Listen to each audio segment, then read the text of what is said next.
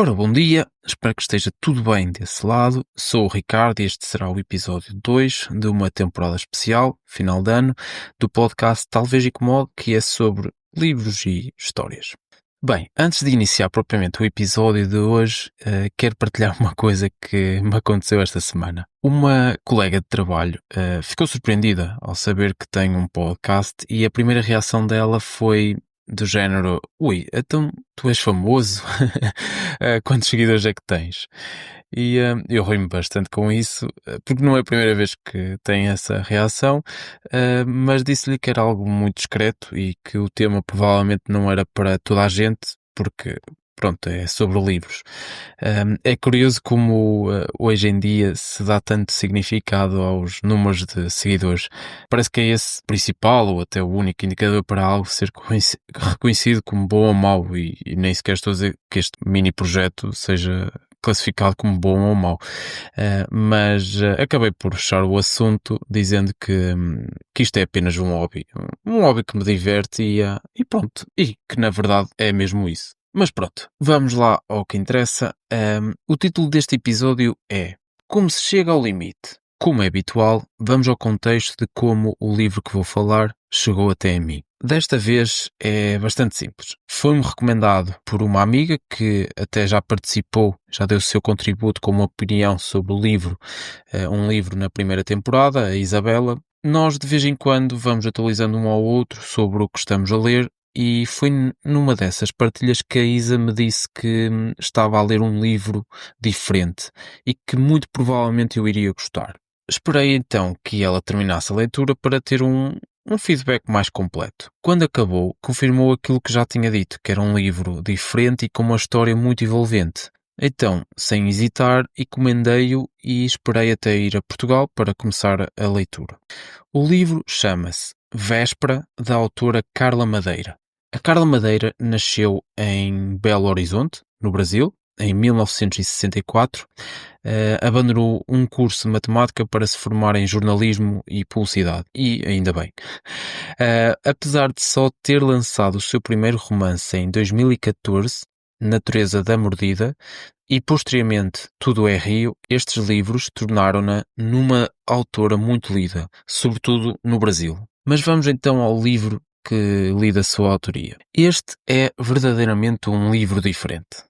Diferente na estrutura, na construção dos capítulos e, sobretudo, na história que conta. A premissa é vertiginosa.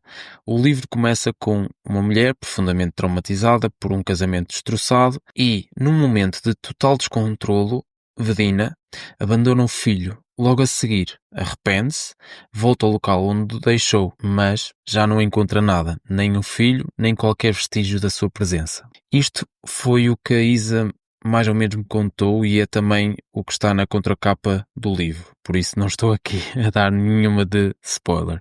Mas é engraçado que, talvez se ficarmos apenas por aqui, se pararmos neste ponto, é muito difícil cair no julgamento imediato e pensar que raio de mãe faz uma coisa destas. Mas tanto eu como muitos leitores preferimos outra pergunta, que é o que leva uma mãe a fazer isto, como se chega a esse limite. Foi com essa grande curiosidade que comecei a leitura. O que não estava à espera era da quantidade de malabarismos narrativos que a autora faz ao longo da história, e isso agarrou-me ainda mais ao livro. O que senti de forma muito profunda é que todas as personagens poderiam ser pessoas que conhecemos, ou até nós próprios, em determinados momentos da nossa vida. E talvez o mais interessante seja isso, são personagens atuais. Por exemplo, não tive aquele pensamento típico de quando leio clássicos, do género, isto foi escrito há não sei quantos anos e descreve muito sobre a sociedade de hoje. Aqui, neste livro, o pensamento foi mais do tipo: isto está claramente a ser escrito sobre a sociedade atual. Este livro levou-me muito a pensar na educação e na repetição de padrões, naquilo que absorvemos enquanto crianças e que, mais tarde, como adultos, repetimos quase automaticamente. E muitas vezes, sem perceber, replicamos comportamentos e escolhas acreditando que as coisas têm de ser assim, apenas porque foi assim que aprendemos. Por isso, sim, incomoda bastante este livro. E vou decidir não falar mais sobre o livro porque quero deixar desse lado toda a curiosidade para quem ainda não o leu. Mas só um aviso: a Carla Madeira não tem grandes preocupações com o politicamente correto. Ela usa todas as palavras que tem à sua disposição. E só mais uma coisa. Estava aqui a reler alguns sublinhados que fiz no livro, porque queria ler um ou outro, mas vou ler apenas um. Fora do contexto da história, pode não dizer muito, mas acredito que seja algo bom de se ouvir. São apenas duas falas entre um padre e uma senhora. A senhora diz: "O senhor não me leva a sério, padre Tadeu." O padre Tadeu respondeu: "Não se leve também, dona Custódia. A senhora não pode controlar tudo. Aceite." E pronto, é com este tom que vamos passar à rúbrica habitual. A mania do intelectual. Hoje vai ser um filme que vou partilhar. Chama-se It's a Wonderful Life. Em português, a melhor tradução que eu encontrei até foi em português do Brasil, que é A Felicidade Não Se Compra. É um filme bastante antigo, de 1946, por isso alerto a quem não, que não é muito adepto assim a filmes muito antigos, mas produzido pelo Frank Capra, e é um filme que fala, a meu ver, não é? Exatamente sobre esse ponto de limite, um momento em que tudo pode parecer perdido, mas onde ainda existe escolha, consciência e possibilidade de mudança.